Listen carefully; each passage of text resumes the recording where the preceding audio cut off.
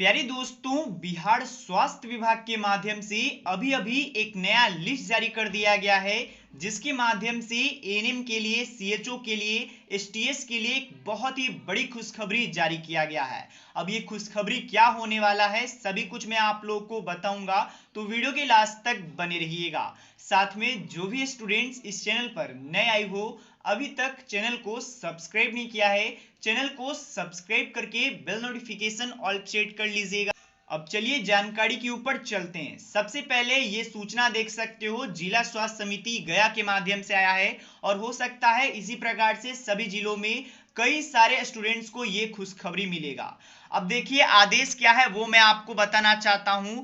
आपको पता होगा बहुत सारे स्टूडेंट्स को संविदा के आधार पर चयनित किया जाता है, लेकिन अगर आप उस बहाली में एक आप कह सकते हो नियम देखिएगा, उसमें यह लिखा रहता है कि अगर आप अच्छे कार्य करते हो तो आपको हो सकता है विभागीय 60 वर्षों तक आपके जो वैकेंसी है, आपका जो यहाँ पर नियुक्ति है, आपका काम करने का जो समय है उसे विस्तार कर देगी। और वही हुआ यहाँ पर, करीबन कई सारे स्टूडेंट्स का यहाँ पर 60 वर्षों तक संविदा के आधार पर इन सभी को विस्तार कर दिया गया है।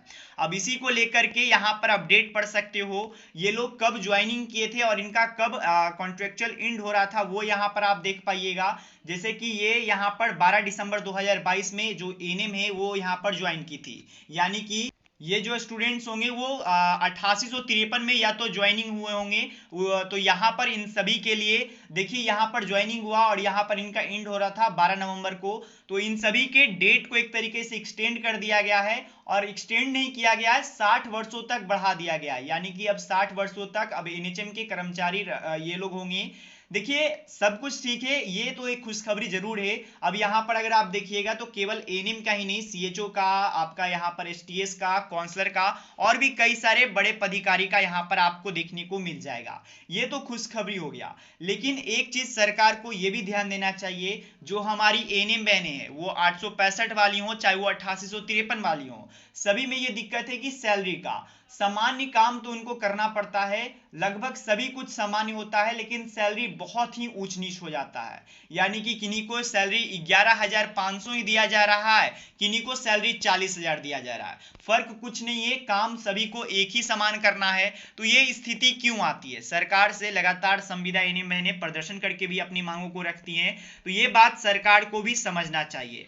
बाकी यहाँ पर आप देख सकते हो कई सारे स्टूडेंट्स का यहाँ पर नाम आया है। थोड़ा सा ये लिस्ट पुराना जरूर है, लेकिन ज्यादा भी पुराना नहीं है, 2 तारीख को जारी हुआ था और इन सभी को जल्दी से जल्दी एकरनामा लिख करके जमा करना था और यहाँ पर उन्हें फिर से कार्यस्थल पर ज्वाइन हो जाना था दोस्तों। तो ये खुशखबरी तो आप सभी ने देख लिया। इससे आप एक चीज ये जान लीजिएगा, अगर आप इन फ्यूचर आप संविदा में जॉब करते हो तो ये माइंड में मत रखिएगा कि हमारा नौकरी 11 महीने के बाद खत्म हो जाएगा।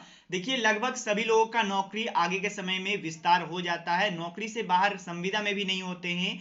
हालांकि उनको जो प्रिविलेजर्स यहाँ पर आप बोल सकते हो, जो फायदे परमानेंट में मिलते हैं वो उनको नहीं मिल पाता है। तो ये एक खामियाजा भी है और साथ में खुशखबरी भी है। इसके बाद एक इंपॉर्टेंट अपडेट देना चाहता हूँ, राज्य स्वास्थ्य समिति बिहार पटना के ईडी पर मुख्यमंत्री की बड़ी कार्रवाई किए हैं। अब कार्रवाई क्या हुआ है, तो संजय कुमार को यहाँ पर, संजय कुमार सिंह को यहाँ पर आपको पता होगा विदित दिनों में जदयू की बैठक में पार्टी में पदाधिकारियों द्वारा एनएचएम कर्मचारियों के, जी हाँ दोस्तों, जो एनएचएम कर्मचारी हैं, चाहे वो एएनएम है, जो भी एनएचएम पर काम कर रही है उन लोगों का मैं बात कर रहा हूँ, एएनएम हो गए, जीएनएम हो गए, सीएचओ हो गए, बहुत सारे स्वास्थ्य विभाग के पद है वो एनएचएम पर भी कार्यरत हैं, तो उन सभी का वेतन वृद्धि किया गया। लेकिन भारी असमानता इसमें दिखा था, किन्हीं का 5% बढ़ाया है, किन्हीं का 50% बढ़ाया है, किन्हीं का यहाँ पर 25% बढ़ाया है। तो ये बहुत ही ज्यादा असमानता था, इसको लेकर के प्रदर्शन भी किया गया था कि एक हिसाब से लेवल बढ़ाइए, सैलरी का लेवल बढ़ाइए, या तो सभी का 50% कीजिए या तो सभी का 5% कीजिए, क्योंकि कोई जो बड़े अधिकारी हैं उनको और ज्यादा बढ़ा दिया गया और जो छोटे अधिकारी हैं उनको और कम कर दिया। तो ये बहुत ही खराब थी स्थिति। अब इसी को लेकर के बाद यहाँ पर मुख्यमंत्री का गंभीर इसके बाद यहाँ पर जांच का भी आदेश दिया गया है। साथ में यहाँ पर पढ़ सकते हो राज्य स्वास्थ्य समिति से इनको बाहर भी किया गया है।